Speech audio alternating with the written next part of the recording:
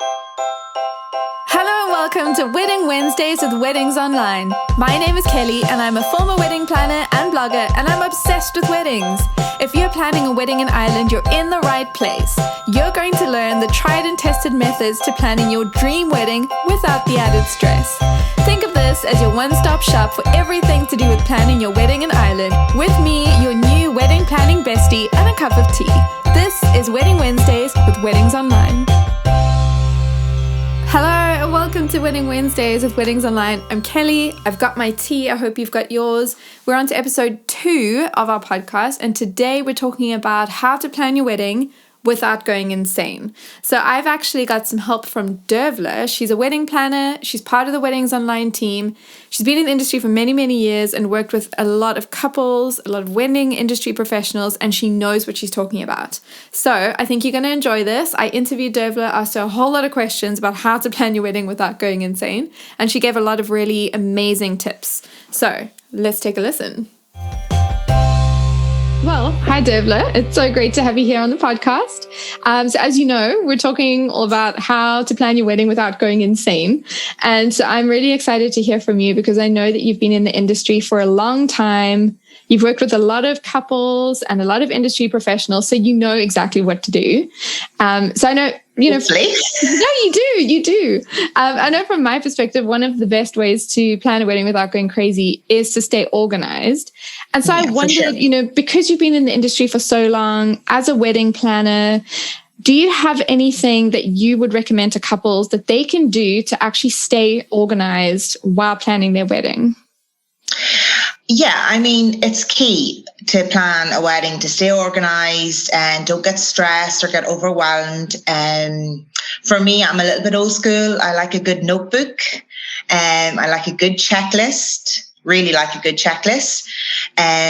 So I would advise, when they've celebrated and, the engagement's kind of dwindling down and they're going to actually start planning, they really need to sit down and together and have a good chat about, what kind of wedding they want, what their budget is, guest numbers and guest lists. And then that will feed into what they can actually, start to plan the venues they can look at. So I think if they get a good notebook or, there's loads of wedding checklists and go from there would be a good starting point. And it'll keep them organized, it'll keep everything on track, and it will keep them from getting bogged down in all different areas. It'll just keep it, in order of what they have to do.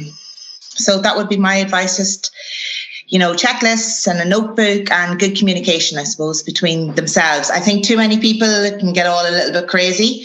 So definitely it's about them. It's about the two of them. Of course, their families are going to want to, have an opinion or a suggestion or whatever, but maybe, they could try and kind of pin down the budget, the guest list themselves, and the type of wedding they want. And it should all start to fall into place after that. That sounds so good. I mean, I'm with you on things being a bit old school. I think there's something really satisfying about writing something down and then actually crossing it out when you've done it. Definitely. And I know something that I do, which I don't know if you've tried this before, but I have what I call a brain dump list. And so it's like a piece of paper where literally any idea that comes into your head that has to do with the wedding, you just write it down. Because it doesn't always necessarily fall into a neat category, but you don't want to forget it. And you don't want it to be sitting in your head, because then you go to bed at night thinking, I need to do something with this idea or I'm going to forget it. Yeah, I totally agree. I mean, I'm great with the spider diagrams, and it's just like all these ideas. And then some of them just don't, materialize into anything. But whatever, I thought of it and it was brilliant at the time. Yeah, and you can come back to it. But it costs $6,000, so maybe not. Yeah. Yes, that's important. Okay, so that's cool. So obviously, first thing, if you want to plan your wedding without going insane, is to stay organized. I know something that works for me is to have a timeline, because there's so many different tasks that need to get done, and to know when to do different tasks and what to do at which points in the wedding planning journey. In your experience, do you find that couples have certain tasks that they get stressed about that actually they don't need to worry about until much later on in the wedding planning? Oh, for sure. I mean, back in my days of viewings, when I was a coordinator, the couple will come and, it's all very exciting. And then they're like talking about invitations, suppliers. And I'm like, no, we're going to, you have to book your viewing, and then you have to, attend your viewing, ask all your questions about the venue, book the venue. And then you need to be hitting the big hitters, like a band, a photographer, make sure if you're getting married in the church that your priest is available, or if you're going to have a ceremony on site that, you need yet your celebrant. There's absolutely no need to be freaking out about the shape of your wedding ring, or about, your invitations, or the flavors of your cake. They're just not things, that you're going to be asked, or information that you need at this stage. You just need to, again, have your budget, have your guest list, because there's no point looking at venues that don't hold the amount of guests that you're going to invite, or stuff like that. So it's the big, I call them the big hitters, but it's those big things that need to get booked first. And then you can, go down into the finer details of for example, I think for women, maybe, men as well, but getting bogged into fashion details straight away. Obviously your dress, yes, that is a thing, because you have to give it, there's a lead time. But I mean, you don't have to have your bridesmaids' dresses picked, and shoes picked, and jewelry, and your boxes that you're going to send them to ask your bridal party. It's about keeping it organized. So until you have a date of your wedding, your venue booked, your photographer, band, celebrant, and all of that kind of stuff. And then I always used to say to my couples, just park the wedding for a while. Just kind of leave it over there. You've all that done, unless you're doing it in a short time frame. That's a little bit different. But I mean, if you're giving yourself the year to 18 months, which usually most people do, I would just park it, because it just gets too much talking about it all the time. And your best friend that wants to go and have a coffee with you and talk about her night out last week doesn't really want to hear absolutely everything about your wedding for a whole year. Do you know what I mean? So sometimes I just used to say, just park it. And then, if you have a good checklist, it'll give you your timeline to say, right, okay, we have to look at this now, or we have to do this now. So that's kind of what I would say on that. I think that's really good. I mean, we actually spoke about that in the last episode about, once you've announced your engagement, actually just take some time out to just celebrate, do some normal things, go on dates, hang out with your friends, all of that sort of thing. And I think that's really helpful to hear that from you as well. And I know you mentioned having a timeline and a checklist and everything. And so I know for people who are listening, if they don't know, we have this amazing Weddings Online 12-month planning checklist, and it actually helps categorize everything. So it'll be 12 months before the wedding, these are the things you do. Once you've done those things, then 11 months before your wedding, these are the things you do. And it just helps to make sure you're not worrying about things that you only need to do in 6 months. Absolutely. So that's great. So now the third thing is, for me, I found when I was planning my wedding, I had one day a week where my partner and I would sit down and we would do all wedding planning things. And of course, that only really works for the first part of your wedding planning journey. When you got a bit more time on your hands and it's on this day, that's when we're going to look at wedding venues. That's when we're going to have a Google search for different things. And that's when we're going to whip out the Weddings Online venue finders and supplier finders and all that sort of thing. And then of course, as you get closer to the day, you need to be a bit more frequent. That really worked for us because we both had jobs. So, do you have any tips for couples who work a 9-to-5 job, or maybe even more than that, and they actually just don't have a whole lot of time to plan their wedding? Are there any smart things that they can do to make sure that they're staying on top of everything? Yes. Well, I would suggest that, they're decisive. They make decisions. So, if it's, for example, they're looking at bands and they have, 20 bands they're looking at, right? That needs to be, taken down to 3 kind of ones that, right, okay, these are definites. And they're either going to maybe book an online showcase or go to a live showcase or whatever they're going to do. And they're going to, choose the one. What I would have said is, pick a task a weekend. So next weekend, it's the bands. We're going to do the bands. That's it, done. The following weekend, we have to have decided our photographer. The following weekend, we have to, and within the first 6 weeks or whatever, as I say, the big hitters are done.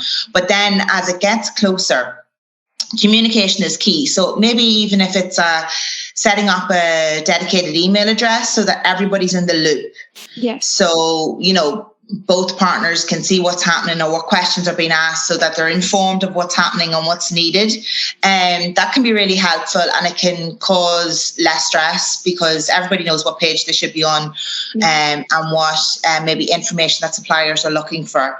The other thing is booking appointments. Have a look at the calendar for both of you and just kind of pre-book the appointments that you need to book ahead of schedule so that they're in the diary. Everybody knows that on Saturday the 18th, this is what we're doing.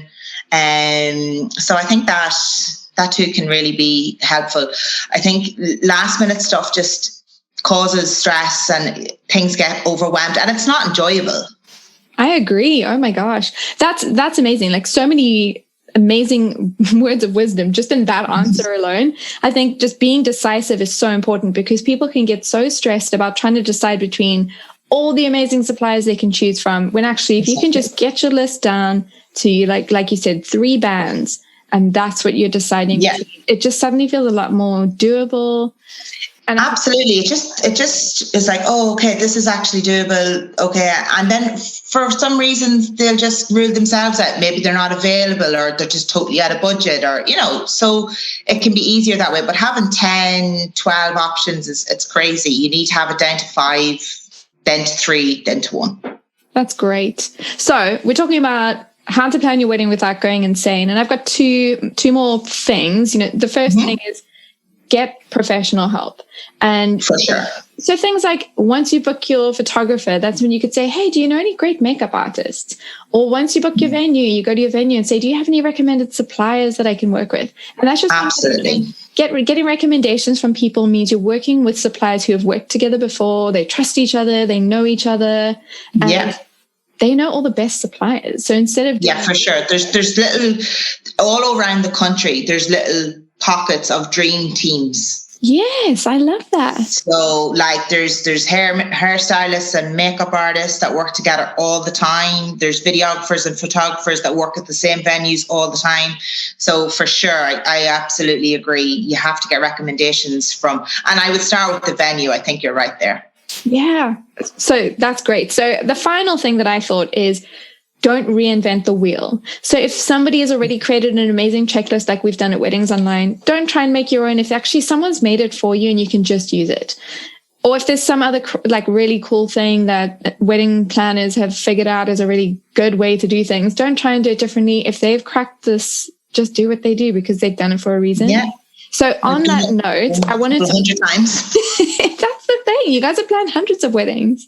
So I wanted to ask you, as we close, do you have any final wedding planning tips, any gems that you can leave us with that couples will be able to take with them as their final pearl of wisdom from you? Look, honestly, it's enjoy it. It will come and go so fast, you will not believe. And you will wake up the next morning after the wedding and you go, oh my God, it's all over. So I would enjoy and savor every moment and every lunch or dinner that you can go to celebrate in preparation for the big day. I would be there. I would say is too many opinions, can cause, as I said, a little bit of stress and you start sweating the small things. So I would just make sure you keep it about yourself and your partner. Enjoy the process. Enjoy going to see the venues. Enjoy your dinner tasting. It's supposed to be fun. You're starting out life together, and this is just a stepping stone. It's supposed to be the biggest celebration of your life, and it will be. But just keep it in mind that it's about you guys. It's not about trying to please everybody or, trying everything to be perfect or anything like that. Don't sweat the small things, just enjoy it and get a really good photographer and videographer because that's what you're going to have forever. Yeah, I agree on that. For sure. Just ask your friend from school. No, definitely. I would invest in that for sure, because that's what you have forever to look back on. And, you know, I think it's just really important. I agree. Well, thank you so much for sharing so much wisdom. I know that our couples are going to be absolutely blown away. And so I just really appreciate your expertise. And so just to let everyone know, if you want to find out more about wedding planning and checklists and what to do when and all that sort of thing, weddingsonline.ie is the place to go. There's just so much wisdom there. And also I'm going to leave a link in the notes to the checklist that we spoke about earlier, and to a link to our Help I'm Getting Married Facebook group, because it's a great place to talk to more people like Devla who are professionals in the wedding industry, and other couples too. So thank you, Devla.